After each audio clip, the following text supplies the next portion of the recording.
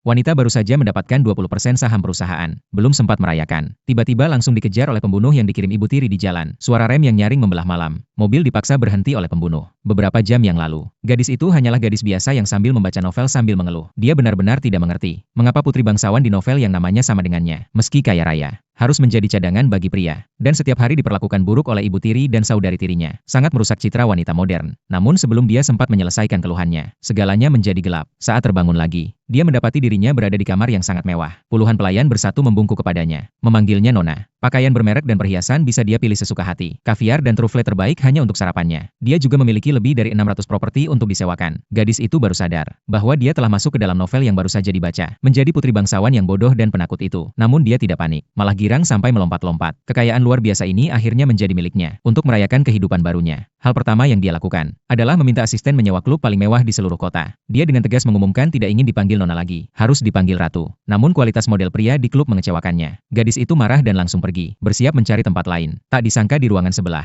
dia menemukan pria tampan luar biasa. Dia mengira pria itu adalah model pria, langsung mendekat menggoda. Tanpa menyadari pandangan terkejut orang-orang di sekitarnya. Keesokan paginya, gadis itu menatap pria tampan di sampingnya. Dengan puas melemparkan kartu, mengucapkan 1 juta. Pria itu tampak meremehkan. Gadis itu mengira jumlahnya terlalu sedikit, menambahkan jadi 10 juta. Tak disangka pria itu mengajukan 20 juta, sebagai syarat menjadi kekasih pribadinya. Gadis itu melihat wajah tampannya, berpikir ini tetap menguntungkan baginya. Langsung setuju di tempat. Baru saja mendapatkan kekasih, dia mendapat telepon dari keluarga, meminta kembali untuk menghadiri jamuan keluarga. Gadis itu tahu ini pasti jebakan. Menurut alur cerita asli, ibu tiri akan menjebaknya saat jamuan, membuat ayahnya membencinya sepenuhnya. Namun sekarang, takdir ada di tangannya sendiri. Saat gadis itu tiba di rumah, dia langsung menjadi sasaran ejekan gabungan saudari tiri dan mantan pria idamannya. Dia tanpa ragu membalas sampai mereka terdiam. Tiba-tiba ibu tiri pura-pura baik muncul, mengundang gadis itu naik untuk mengambil hadiah. Sebenarnya berniat pura-pura jatuh agar keguguran, menuduh gadis itu. Namun gadis itu sudah mengetahui alur cerita. Sebelum ibu tiri bertindak, dia diam-diam merekam dengan ponsel. Benar saja ibu tiri jatuh sendiri, menuduh gadis itu mendorongnya. Ayah yang tidak tahu menaruh marah besar, menunjuk hidung gadis itu sambil memarahi. Saat semua orang mengira dia akan kalah, gadis itu tenang mengeluarkan bukti video. Ibu tiri langsung panik, hanya bisa berdalih tidak sengaja. Namun gadis itu tidak berhenti. Dia langsung memanggil dokter yang memeriksa kehamilan ibu tiri. Dokter membongkar rahasia lebih mengejutkan di depan umum. Bayi dalam perut ibu tiri sebenarnya sudah mati. Dia pura-pura hamil, hanya untuk mencari kesempatan menimpakan kesalahan pada gadis itu. Kebenaran terungkap. Ayah merasa bersalah, langsung memberikan 20% saham perusahaan sebagai kompensasi. Gadis itu menang besar, dengan puas meninggalkan rumah. Namun dia tidak menyangka, ibu tiri yang kejam masih belum menyerah, mengirim pembunuh untuk membunuhnya. Melihat mobil pembunuh semakin dekat, di saat kritis, pria itu menelpon. Namun begitu tersambung pembunuh sudah sampai di pintu mobil.